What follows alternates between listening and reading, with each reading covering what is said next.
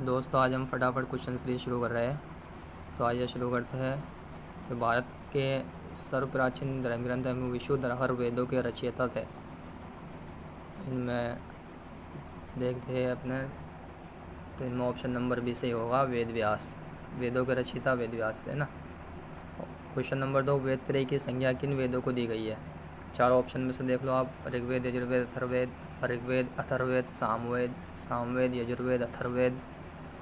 तो अपना option number 4 सही होगा, ऋग्वेद, सामवेद और यजुर्वेद। वेद त्रय में ध्यान रखना कि अपना अथर्ववेद नहीं आता है, ठीक है।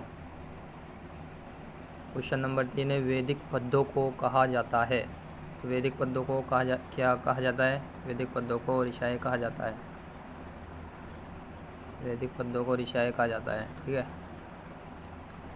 क्वेश्चन नंबर 4 है, चातुश्रवणीय समाज यानी कि ब्राह्मण, क्षत्रिय, वैश्य एवं शूद्र की कल्पना की गई है।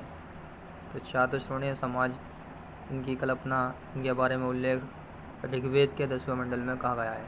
तो इसमें अपना आंसर ऋग्वेद से ही हो जाएगा। निम्नलिखित में से किस नदी को नदी तमा यानी नदियों में सबसे पवित्र नदी किस नदी को कहा गया है? तो सिंधु, गंगा, गंडक, सरस्वती। तो ऋग्वेद में सरस्वती नदी को नदी तमा या नदियों में सबसे पवित्र नदी कहा गया है। क्वेश्चन नंबर 6 बात है। तो क्वेश्चन नंबर 6, पुराणों की संख्या कितनी है? पुराणों की संख्या है 18 और उपनिषदों की संख्या है 108। ऋग्वेद में किस नदी का उल्लेख सर्वाधिक बार हुआ है? तो ऋग्वेद में सर्वाधिक बार जिस नदी का उल्लेख हुआ है वो है अपनी सिंधु नदी। कौन सी नदी है? सिंधु नदी। भगवान महावीर के जीवन कृत्यों एवं उनके समकालीन व्यक्तियों के बारे में जानकारी मिलती है। तो महावीर स्वामी के बारे में इन ग्रंथों में से किस में जानकारी मिलती है? भगवती सूत्र, कल्प सूत्र, भाष्य में, आगम में। तो इनमें से महावीर स्वामी के बारे में जिसके बारे में जानकारी मिलती है अपना भगवती सूत्र। निम्नलिखित में से कौन सा कथन असत्य है? अभी में से हमें असत्य कथन छांटना है, जिसमें से हमारा ऑप्शन 3 सही है और 1 गलत है। कि ग्राम संभवतः कई परिवारों के समूह को कहते थे और ग्रामीणी ग्राम का प्रधान होता था। ये तो हमारा ऑप्शन सही होता है। विश्व कई गांवों का समूह था जिसका प्रधान विश्वपति कहलाता था। आगे देखते हैं। और ऋग्वेद में जन शब्द का प्रयोग 4 बार मिलता है और ऋग्वेद काल में राजा का पद आनुवंशिक हो चुका था। इनमें ऑप्शन ये हमारे लगभग सभी सही है, लेकिन हमारा ऑप्शन नंबर से जो कि गलत होता है। ऋग्वेद में जन शब्द का उल्लेख 4 बार नहीं बल्कि 275 बार उल्लेख मिलता है और जन उस समय प्रशासन की सबसे बड़ी इकाई थी। तो हमारा ऑप्शन नंबर से सही होता है। क्वेश्चन नंबर 10 पे आता है, इंडिका की रचना किसने की? एग्ज़ाम में बहुत बार क्वेश्चन आता है, इसको ध्यान रख लेना। इंडिका की रचना की है मेगस्थनीज ने, जो चंद्रगुप्त मौर्य के दरबार में सेल्यूकस निकेटर का राजदूत था। सीयू की नामक यात्रा वृत्तांत जिसमें हर्षकालीन समाज के बारे में विस्तार से बताया गया है, किसकी रचना है? सीयू की रचना है हेनसांग की। सही कूट का चयन करना है इनमें से। क्वेश्चन नंबर 12, सही कूट का चयन कीजिए। परिवार के प्रधान को कुलप या गृहपति कहा जाता था। आर्य समाज पितृसत्तात्मक था। ऋग्वेदिक काल में एकाकी परिवार प्रचलित था। ऋग्वेद का प्रथम तथा 8वां मंडल सबसे अंत में जोड़ा गया है। इनमें से देखते हैं हमारा कौन सा ऑप्शन सही है। नीचे कूट में देखते हैं तो हमारे इनमें से हो जाते हैं 1, 2, 4। परिवार के प्रधान को कुलप या गृहपति कहा जाता था, यह हमारा सही हो जाता है, बिल्कुल कहा जाता था। आर्य समाज पितृसत्तात्मक था, बिल्कुल था, लेकिन स्त्रियों की स्थिति भी बेहतर थी। ऋग्वेदिक काल में एकाकी परिवार नहीं था, ऋग्वेदिक काल में संयुक्त परिवार प्रथा प्रचलित थी। और हमारा ऑप्शन नंबर 4 भी सही हो जाता है कि ऋग्वेद का प्रथम तथा 8वां मंडल सबसे अंत में जोड़ा गया है।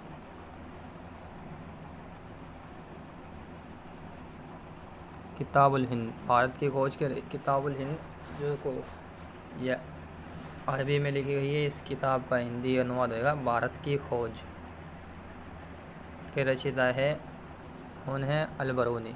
महमूद गजनवी के साथ भारत आए थे। पुरातत्वविदों को केवल एक सिंधु स्थल पर मध्य नगर मिला है, जो नगर दुर्ग और निचले नगर से भिन्न है ना। केवल एक सिंधु स्थल पर मध्य नगर मिला है, यानी यहाँ पर जो क्षेत्र था वो 3 भागों में बटा होता है। बाकी सिंधु घाटी सभ्यता के जितने भी स्थल है सब 2 भागों में बटे हुए थे। तो ये एकमात्र स्थल है जो 3 भागों में बटा हुआ है, जहाँ मध्य नगर का अवशेष मिला है। वो है अपना धोलावीरा, जो कि गुजरात में है। किस वेद को भारतीय संगीत का जनक कहा जाता है? तो भारतीय संगीत का जनक कहा जाता है सामवेद को। सिंधु सभ्यता को बसाने वाले लोग थे। सिंधु सभ्यता को बसाने वाले लोग थे अपने भूमध्य सागरीय। सिंधु सभ्यता से संबंध स्थलों से चावल की खेती के प्रमाण मिले हैं। तो सिंधु सभ्यता से संबंध स्थलों से चावल की खेती के प्रमाण मिले हैं लोथल और रंगपुर से। हमारा ऑप्शन नंबर 17 क्वेश्चन में ऑप्शन नंबर 20 सही हो जाता है।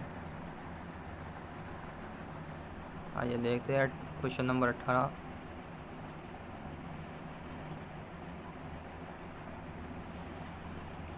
हिट्टानी संस्कृति की धार्मिक आस्था में निम्नलिखित में से कौन से वैदिक देवता विद्यमान थे?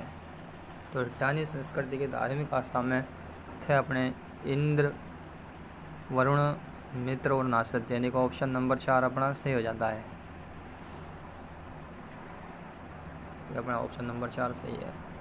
ये इसके बारे में थोड़ा सा जान लेते हैं कि 1400 ईसा पूर्व के बोगस कोई एशिया माइनर यानी कि आज का तुर्की के अभिलेख में हिट्टानी तथा मित्तानी राजाओं के मध्य संधि में वैदिक देवताओं इंद्र, वरुण, मित्र, नासत्य के उल्लेख से यह ज्ञात होता है कि ऋग्वेद उस समय से पहले विद्वान था।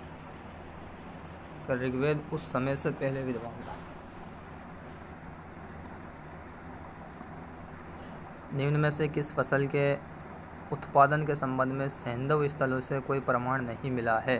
क्वेश्चन नंबर 19 का आंसर देखते हैं कि निम्न में से किस फसल के उत्पादन के संबंध में सिंधु स्थलों से कोई प्रमाण नहीं मिला है?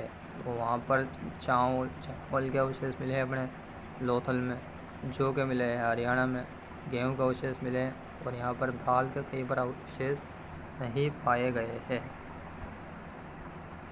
हमारा ऑप्शन नंबर डी सही हो जाता है। वेदांग में किन का समावेश है? वेदांगों की संख्या 6 है और इनमें देखते हैं हम कौन कौन से इनमें आते हैं। तो देखते हैं कल्प, ऑप्शन नंबर 1 20वें क्वेश्चन का कल्प, शिक्षा, ब्राह्मण इसमें नहीं आता है, तो ये गलत हो जाता है। क्वेश्चन नंबर 20 का बे देखते हैं कल्प, शिक्षा, निरुक्त, आरण्य किसमें नहीं आता है? आरण्य, शिक्षा, कल्प, निरुक्त हुआ है। क्वेश्चन नंबर 20 में देखते हैं सो अपना ये ऑप्शन नंबर से सही है अपना कल्प, शिक्षा, निरुक्त, व्याकरण, छंद, ज्योतिष। 20वें क्वेश्चन का अपना आंसर हो जाएगा सही।